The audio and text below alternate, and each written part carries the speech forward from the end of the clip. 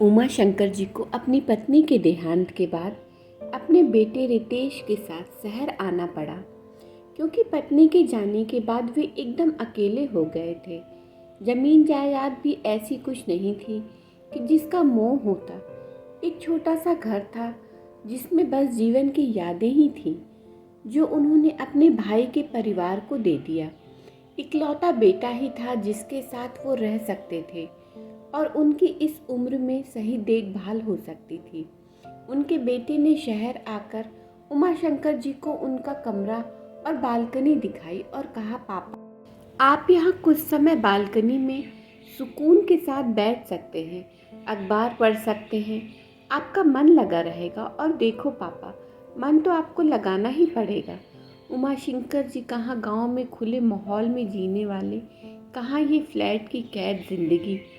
फिर भी वो अपना मन लगाने की पूरी कोशिश करते, लेकिन बुढ़ापे का एकाकीपन उन्हें खाए जाता था।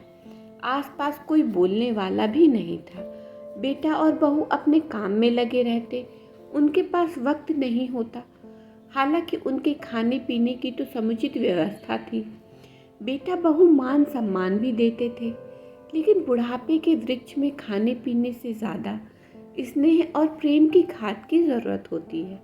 उनकी प्रेम की भूखी आंखें हमेशा अपने लिए उस प्रेम की तलाश में रहती, जो बिन कहे उनकी व्यथा को समझ सके, उनका दर्द समझ सके। वे एक रिश्ता चाहते जो उन्हें वो निश्चल प्रेम और सम्मान दे सके, जो बचपन में एक माँ देती थी और शादी के बाद जीवन भर जीवन संगनी।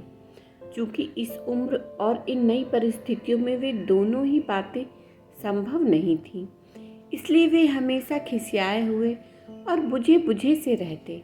कभी कभार पोते के साथ मन बहला लिया करते, लेकिन वह भी अक्सर स्कूल की पढ़ाई में लगा रहता और एक छोटे बच्चे के साथ आखिर वह कितना वक्त बिता सकते थे। आजकल के बच्चों को तो वैसे भी स्कूल के काम और फ़ोन से फुर्सत ही नहीं मिलती। दिन में या रात में जब जब घर में आराम कर रहे होते, तो अक्सर उनकी आंखें दिल के बोझ से बोझिल हो जाती। दिल का दर्द आंखों से आंसू बनकर निकलता और गालों तक अपनी राह बनाकर निकल जाता। इस तरह से उनके दिन और रात कट रहे थे। उनकी बालकनी के सामने वाले फ्लैट में भी शायद कोई नहीं रहता था, क्योंकि अक्सर वो बंद ही रहता। कुछ समय बाद उनके सामने वाली बालकनी में कोई रहने गया। उसमें एक सभ्य व संभ्रांत महिला दिखाई दी, जो लगभग उन्हीं के उम्र की थी। उन संभ्रांत महिला ने अपनी काम वाली को कुछ समझाया, कुछ पौधे लगवाए, कपड़ों के सुखाने के लिए रस्सी बनवाई और एक आराम चेयर और एक छोटी सी मेज लगवा दी। इस तरह वो वीरान दिखने वाली बालकनी अब सजीव हो उठी, किसी के होने का एहसास देने लगी। उमाशंकर जी और उन संभ्रांत महिला का आपस में गर्दन के इशारे से अभिवादन हुआ। क्योंकि दोनों बालकनी में दूरी ज़्यादा थी, इसलिए इशारे से ही बात हो सकती थी। और यूँ भी तेज बोलकर बातें यहाँ शहरों में कहाँ हो पाती हैं। यहाँ तो हर इंसान अपने आप में मगन है, आसपास की किसी को कोई खबर ही नहीं है। अब तो उमाशंकर जी को अपनी बालकनी अच्छी लगने लगी। उनको किसी के साथ होने का एहसास लगने लगा। वे अब आराम से बैठ अखबार पढ़ते। सामने वाली बालकनी में छाई हुई वीरानी अब बसंत का रूप ले चुकी थी। तुलसी का पौधा उनकी ईश्वर के प्रति आस्था को दर्शाता, तो मनी प्लांट की बेल व छोटे फूल के पौधे जिंदगी की सजीवता को दिखाते। वैसे भी स्त्रियों को ईश्वर का वरदान प्राप्त है कि वे चाहे जहाँ घर बसा सकती हैं, उसे स्वर्ग का द्वार बना सकती हैं, बसंत ला सकती हैं, वीरानियों को बदलकर बगिया खिला सकती हैं। स्त्रियों के घर के आसपास एक सकारात्मक ऊर्जा का निर्माण होता है। वह संभ्रांत महिला जब कभी पौधों को पानी देते समय भजन गुनगुनाती, तो उनकी आवाज़ तो उमाशंकर जी तक नहीं आती, लेकिन उस भजन का एहसास उन्हें कुछ भीतर तक होता। धीरे धीरे वे अपना एकाकीपन भूलने लगे। रातों को भी अब उन्हें थोड़ी चैन की नींद आने लगी। क्योंकि उन्हें एहसास होता कि कोई है जो सुबह उन्हें मिलेगा, किसी से अभिवादन होगा और एक खुशनुमा सुबह उनका भी इंतज़ार कर रही है। बस इस तरह उन दोनों का रोज़ आँखों से व गर्दन के इशारों से आपस में अभिवादन होने लगा। संवाद कभी न होता। उमाशंकर जी अब फिर से ज़िंदगी को जीने लगे थे। वे उन महिला को कभी वहाँ सब्जी साफ करते देखते, कभी पौधों में पानी देते हुए, कभी अचार सुखाते हुए, तो कभी स्वेटर बुनते।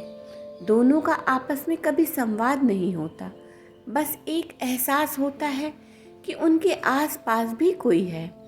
उन महिला की एक प्यारी सी पोती भी थी, जिससे वो कभी कभार इशारों में ही उमाशंकर जी को नमस्ते करवाती और वो भी दूर से हाथों को इशारा कर बच्ची को आशीर्वाद देते, जिससे उन्हें और अपनापन महसूस होता। बस इस तरह दोनों में एक प्यारा सा अनकहा रिश्ता बन गया।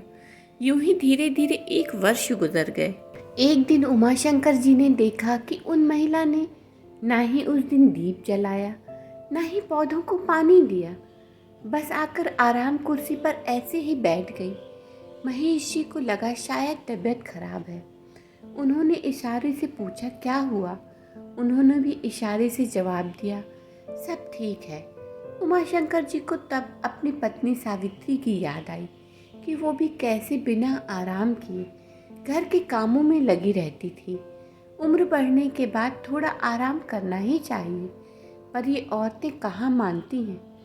धरती माँ जैसा सबका भार लेने की आदत होती है इन्हें। हम पुरुषों को तो रिटायरमेंट भी मिल जाता है, फिर खाओ पियो अखबार टीवी और सोना, पर स्त्रियों को ये ना मिलता है और ना ही वो लेना चाहती हैं।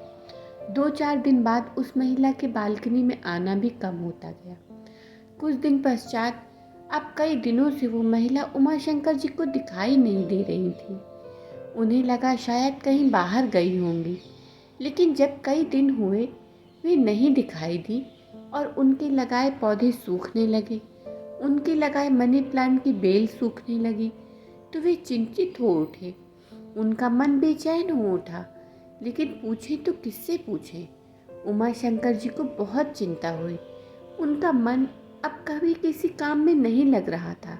फिर एक दिन काम वाली बालकनी में दिखाई दी, जो पहले दिन उन महिला के साथ आई थी। वह आई और बालकनी की सफाई करने लगी। उमाशंकर जी से रहा नहीं गया तो उन्होंने इशारों से पूछा कि वे कहाँ हैं। उसने भी इशारों से हाथ ऊपर करके जवाब दिया कि वे अब नहीं रहीं। उमाशंकर जी का दिल धक से रह गया।